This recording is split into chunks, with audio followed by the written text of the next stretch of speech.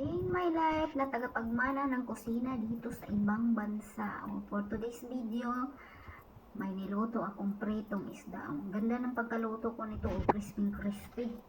Nabili ko lang yan sa Jamia. Jamia ang tawag dito sa grocery store, diba? Crispy. Ang halaga lang yan ng 3 piraso per real. Per real, equivalent to 40 pesos lang ata yan sa Pinas. 3 lang kasing binili ko. Kunti-kunti, iba-ibang klase yung mga binibili ko. Kasi 3 lang naman gawing kakain. Tig-isa kami. Malalaki din kasi yung ano niyan. Malalaki yung hiwa. Nagkuha lang ako ng tissue para palitan ko yung tissue diyan kasi ma-oily na. Dito kasi marami ding mga tissue mura lang mga bilihin nila dito sa piso nila. Back to paste tayo, diba? Nilagay ko yan. Ang ganda ng pagkakaluto niyan, crispy, perfect yung pagkaluto ko. Ang sarap niyan, sobra. Tapos lagyan mo ng lagyan mo ng suka, tapos vinegar, lemon, lagyan mo ng cucumber. Ang sarap. Tapos ididip-dip din mo lang kahit wala ng rice siguro. Pero sa itsura ko, hindi pwedeng walang rice. At mahilig ako sa rice kahit tumataba. Minsan, binabawasan ko na yung kain ko ng rice at ako lalong tumaba. Diba? Sa katitig ko dyan sa isda, nabulag na yung isda. Bulag na. Ang sarap kasi ng pagkakaluto. Tinatanggalan ko na ng mata. Tinatanggalan. Paktubak na nabulag na yung isda. Nakakatuwa ang bulang ng isda. Bago pa makain ng kasama ko, wala ng ulo yung mga isda kasi kinakain ko yung mga mata. Ang kasarap kasi yung pagkakaluto niya, nilalagyan kasi ng yan. Nilalagyan ko ng tawag nito, flour para crispy at hindi mananalsik sa kawali. Diba? Ang ganda ng niya, ang ganda ng texture pag nilalagyan ng pala, flour. Crispy siya. Tsaka, ang isda na yan hindi malansa. Hinugasan ko yan ng asin at saka flour din. Diba yung binabad ko ng kalahating oras ata yun. At walang lansa yung isda na yan. Basta pag naghugas ka ng ganyan, lagyan mo ng flour. Wala talagang lansa. Kahit manok, wala din.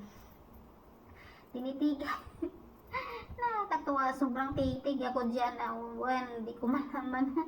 Diba, pinipisil-pisil ko pa nabulag na, na yung isda nilalagay na ang mga mata sa baba ko.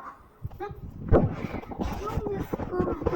Ang mata lang naman ang kinakain ko dyan kasi asin masarap yung sa parting parting ulo. Gusto ko sanang kainin yung mga ulo kaso nakakahiya naman sa kasama ko, pinangtanggalan ko tanggalan ko ng ulo, mata na lang ang kinukuha ko. Sarap kasi malasa, nakababad siya sa sa flour. Ay, Diyos ko, titig ako dyan. Tinitigan ko, di ba, hanggang sa maubos yung natira yung paligid ng mga mata niyan, nabulag na yung isda. Nakakatuwa. Dito kasi nakakabili at malaya kung makapagluto ng mga ganyan kasi malayo yung distance ang kusina sa loob ng bahay. Iba kasi yung dirty kitchen dito nasa labas kaya pwede kung makapagluto ng ganyan. Hindi yan pwede sa loob lutuin kasi malansa, maamoy. Ayaw nila ng amoy. Hindi nga sila nakain ng isda kasi maamoy. Ayaw nila ng amoy ng isda. Lagi lang silang chicken. Kami hindi naman pwede laging chicken kasi kami Pilipino. Kaya pag nagpunta ako ng grocery, nasingit ako ng mga isda. Kaya 3 piraso, tig-iisa lang kami.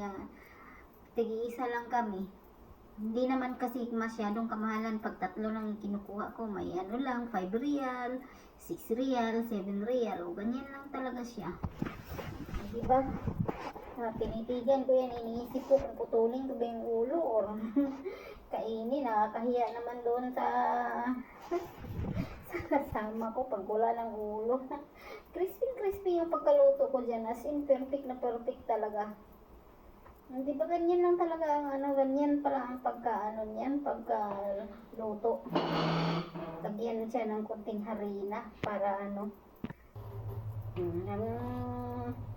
Sabang ako'y nagja-Jamia, nakabili naman ako sa sa grocery store din ng kamuting kahoy. Iba yung kamuting kahoy nila dito, hindi malagat, galing kasi India.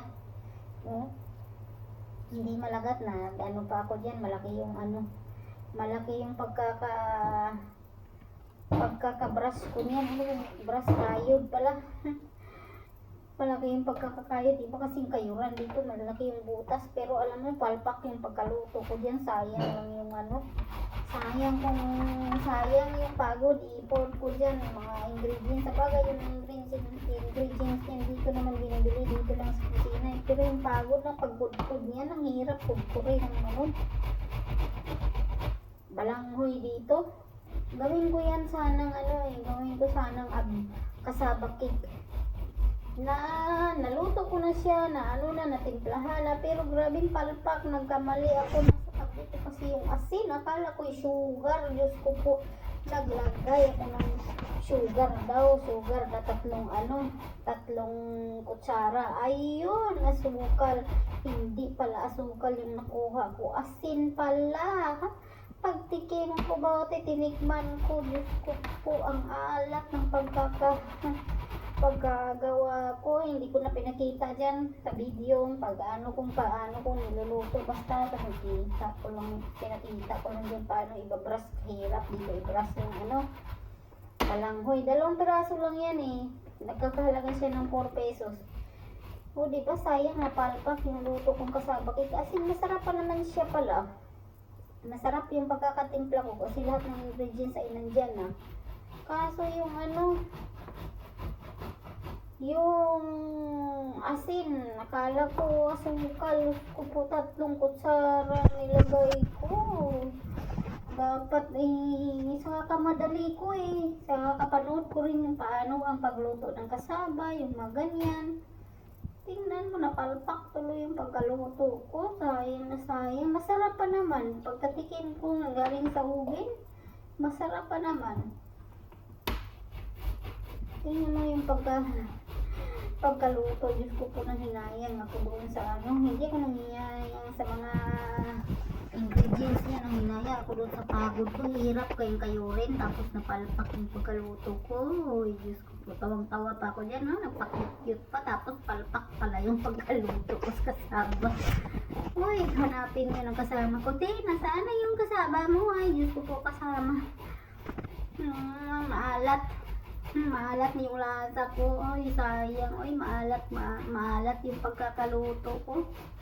Pero yung texture niya sa loob maganda. Kaso lang yung timpla, maalat. Kaya pinapon ko lang, sayang. As in, hindi talaga makain yung pagkagawa ko.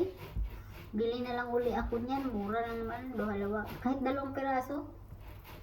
Iba din kasi yung balanghoy dito, may kahoy na. Iba. Akala ko hindi nga ako makakagawa kasi yung halos kalahati kahoy. Pero pag nilagyan pala siya ng mga ingredients, marami na siya, dumadami na. Kaso lang yung yung balanghoy dito ay mga kahoy na, parang magulang na masyado yung mga balanghoy dito. Galing kasi siya sa India, Sri Lanka, yung mga ganun. Diba? 2 piraso lang yung nabili ko for real. Pero ang dami ko nang nagawa. Na palpak na. Paulit-ulit ko sinabi, palpak. Sayang. Hirap pa naman siya kayurin, Kahirap-hirap kayurin. Bili na lang ulit ako sa sa next kong grocery. Para naman maibsan yung ko pag-crave. Nag-crave kasi, dumadaan kasi sa aking sa wall ko sa TikTok. Masarap ang kasaba. Itatry ko. Pwede din yung kasaba flour, glutinous, ba yun? Tapioca flour palang tawag nun. Pwede din yun, nakita ko. Hindi na kailangan mag-brush. Yun pala ipabili ko sa kasaba ko. Susunod. Bukas punta daw siya ng Isokwa gift dito. Kabayan store. May mga kabayan store dito. Lahat ang lahat ng loob ng kabayan store puro Filipino food. Diba? Paano kaya yun dito? Puro Filipino food. May Goldilocks pa nga Puro Filipino. May lahat. May safeguard. Pabili ako bukas ng tapioca. Tapioca yan dito yung tawag eh. Tapioca, tayan. Tapioca flour. Uy, Diyos ko po, nanghinayang ako. Di ba? Kahirap na mag-brush ka ng balanghoy. Ang hirap, di ba? Ganyan, ang hirap.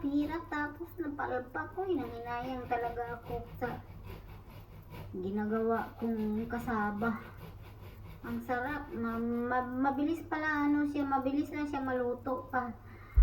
Basta nakauna yung oven. Kaso, Diyos ko po, ipalpak ang magaluto ko. Hindi ko na napakita paano ko niluto. Na bad trip ako Tinawag kasi ako ng kaalaga kong lalaki. Hindi kasi niya nagtatawag ng ibang katulong. Ako lagi tinatawag niya pag siya ang may papagawa. Ayaw niya sa ibang katulong. Kaya pagbalik ko sa kusina, yun kasing gawa na putol-putol. Pagbalik ko sa kusina, katabi ko yung asin, akala ko yung asukal, sayang. Pagtingin, mahalat pagtingin ko sa kabila ko. Naku, asin pala. Diyos ko po, tabang mga langit. Palpak yung pagkaluto, sayang yung effort mo, diba? Yan konti lang yan konti yung mga nakuha kong pagkagadgad.